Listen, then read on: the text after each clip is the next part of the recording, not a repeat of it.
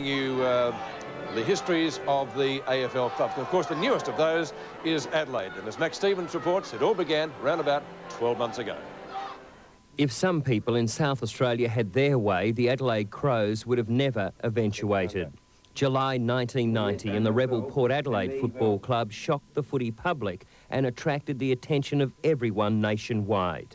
The Port Magpies had done a deal with the AFL behind closed doors. The SANFL had no idea, along with the other 9 local clubs. The Magpies, in many people's mind, had done the dirty on their state. So the race began, meeting after meeting, court case after court case. Port's president, Bruce Webber, became the most sought-after man in football. Everywhere he went, the media followed. But the other side was hard at work too. Then, 2 months, 3 days, and $220,000 later, Port was dumped, and the AFL gave the SANFL the nod.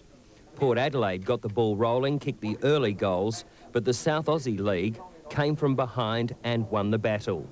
First, a board was appointed. Still no name or club colours, not even a coach. However, the 15th AFL team was up and running. The word was, don't expect too much in the first season. I just hope that we'll be competitive, but I would hope that with the moratorium in place, that within 2 years we could be a very, very competitive side and a very successful side. South Australian football legend Neil Curley became football manager. And after several interviews, Graham Corns beat John Cale for the coaching position. A month later, the first training session at Football Park. Corns, though, could see plenty of light at the end of the tunnel. It's easy to say, no, we're not going to be competitive and we're not going to be a real force, but goodness me, stranger things have happened in the world of sport.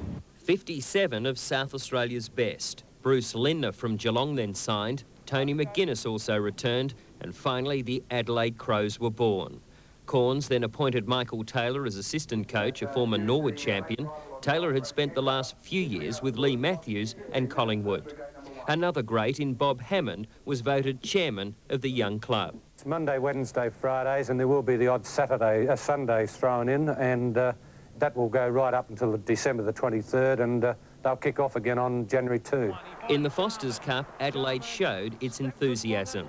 But it wasn't until Friday, the 22nd of March 1991, that's when the Crows showed their true colours. Hawthorn came to town for the season opener. The result was simply the icing on the cake. The Hawks crumbled, the Crows were the talk of the football world. Adelaide, as a member of the AFL, had proved its worth. Before the match between